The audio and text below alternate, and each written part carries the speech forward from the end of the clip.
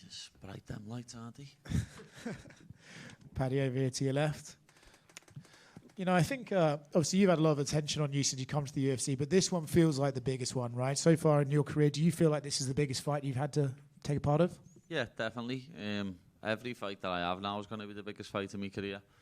Obviously, everything's a must-win, and co-main event slot on the best pay-per-view of the year, best fight card of the year. It's where I need to shine. Every fighter in their career has that one fight that sort of, in the eyes of the audience, proves them to be like a legit fighter, right? I think back to when Conor first fought Dustin. As he was coming through the ranks, suddenly everyone realised, like, oh, this guy is really good. Do you see this fight with Chandler as the one that, for you, shows the world, like, I'm not just a fun fighter, I'm a legit elite fighter? I hope so. But the goalposts always get moved with me, lad. Like, everyone's saying now before the fight, oh, Chandler's going to knock him out, Paddy's not good. And then once I beat him, it'll be, oh, he's 2-4 in the UFC, he's 38, he's washed. You know what I mean? That's just, I'm used to it. I get on with it now. I just go out there and prove how good I am by winning. I saw on your YouTube channel, which is a great channel, people should check it out, that you've started really like dialing in and taking your career seriously more than you ever have before. Do you feel the effects of that in the gym and when you train? Yeah, feel it when I spar, feel it when I train.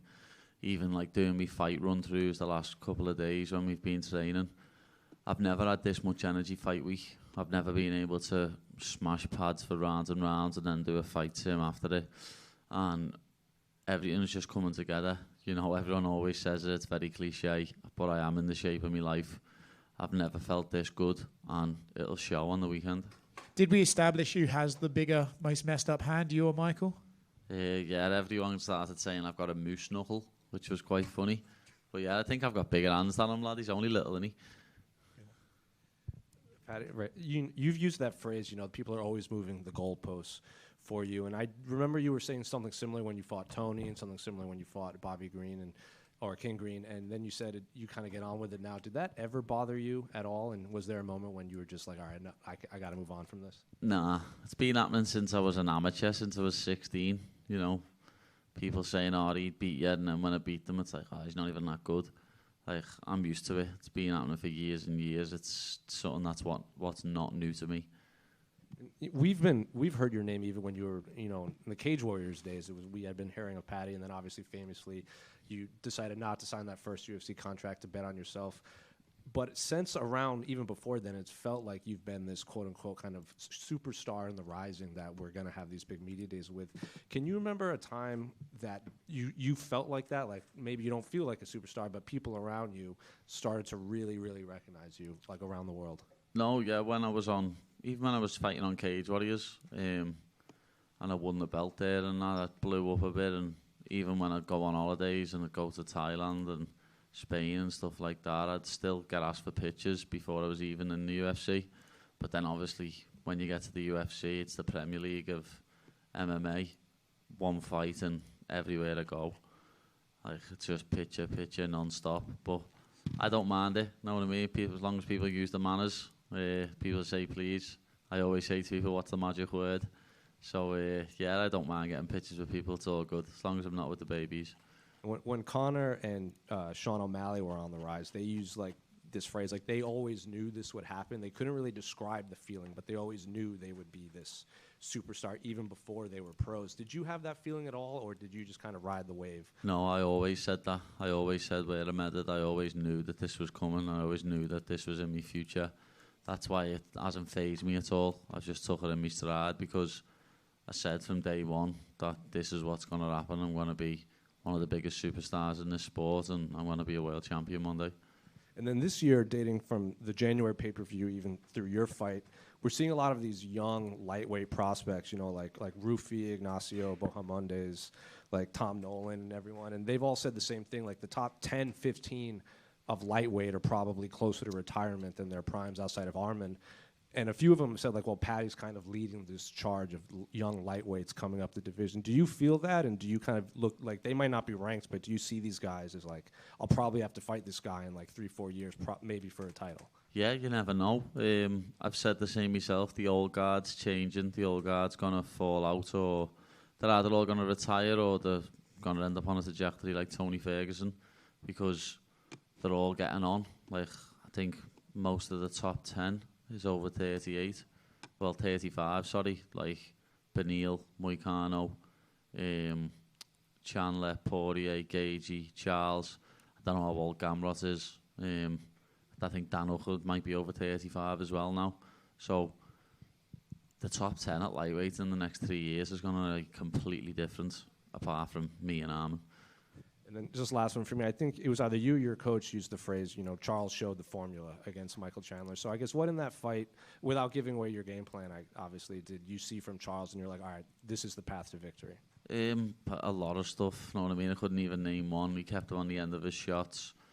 He showed how easy Michael Chandler is to take down. A lot of people thought Chandler was a high-level wrestler, but he might be a high-level, like, Division 1 wrestler where it's just straight wrestling, but MMA wrestling, I'm better at it. I'm a better grappler, I'm a better striker. He's just probably got more power in his hands, but we'll prove that on Saturday night, won't we? We'll see who's got more power, because I think there's more chance of me knocking him out than him knocking me out. Paddy right here. You mentioned all those names that are kind of on their way out of the division a little bit. Is that why you're trying to get these fights in as many as possible now? Because once they're gone, like, you look at the great fighters in the sport, they have these names of the former champions and stuff on their resumes, and it's important to try to get as many of those as possible before they move on for your legacy. Yeah, of course. It'd be nice to get all the future Hall of Famers, because, like, Gagey, Poirier, definitely Charles. Like, if I could pick one of them to fight, it would be Charles Oliveira. He's got the most submissions in UFC history. Former champion, defended the belt twice. Well, missed weight one, but I'd still call that a defence. And I think me and him stylistically would be a brilliant fight. But as I say, I think Dustin's only having one more than retiring. But Gagey's another fight that I'd love to have. These are all names etched in the history of the lightweight division. They're all names that everyone knows and everyone recognises. So beating people like that, just be boss. Yeah, I saw Dustin Poirier is going to be a desk analyst for this event. Does that excite you that you're maybe going to have to make him say some really nice things about you with your Yeah, I don't think he likes me very much, to be honest. But I know he dislikes Michael Chandler a lot more than me. So, yeah, it'll be quite fun to have a little chat with him after I've won. Paddy. Paddy right here, sorry. Molly retired recently. Obviously, the two of you are very close. You've had some big nights together, the Paddy and Molly show, that 22 event when the UFC came back to London for the first time since COVID. Was it hard seeing her hang them up, and was there part of you that was kind of wishing, hey, maybe we could do this one more time together? Yeah, of course. You know what I mean? I didn't want her to retire. I had a little inkling that she might do it, but I didn't think she'd just do it like that. The change of opponents really fucked her. You know what I mean? She was training to fight a striker and ended up getting a very high-level grappler on a week's notice. So it really messed everything up. But as I say, I had a little inkling she'd do it. I think she had it in the back of her mind that if she lost, she was going to retire. And, you know, she's got other things going on in her life. I think she's always said she wants to have a child. She's got her own businesses. So she's got other things going on outside of fighting. Obviously, I'd love to have that one last rodeo, but it's one of them. We also have a life outside of fighting. Fair enough. And, you know, now you and Chandler, you both actually came into the UFC in 2021. Obviously, very different paths to get here. But when you look back to your Cage Warrior days and turning down that first contract and even taking a pay cut to be here on your first contract, is this what you envisioned back then? Has it exceeded your expectations? No, yeah, this is exactly how I envisioned it. It's been a little bit slower because I got that injury and was out for a whole year. And then obviously my wife had twins. So we had a couple of months off after the last fight. So it's been a little bit slower, the trajectory. But everything's going smoothly. Everything's going to plan. My trajectory, the roadmap I'm taking is going perfect. Beat Michael Chandler the weekend. And fight someone like, as I've just been saying, Charles, Justin or Dustin in Abu Dhabi in October. And then I'm coming for that belt in 2026. Thank you. Paddy, on a Full Send podcast, you had some words for Arman Tsarukyan. What prompted you to say that, and did you hear his response? Yeah, I seen his response. It tickled me, made me laugh. It's just being honest, you know what I mean? I'm just brutally honest. I can't lie. If someone ever get asked about someone, I'm going to be honest. I seen him say in an interview the other week that I don't watch anybody not in the top 5. I won't watch Chandler and Pimblett. Well, what are you tweeting me for then?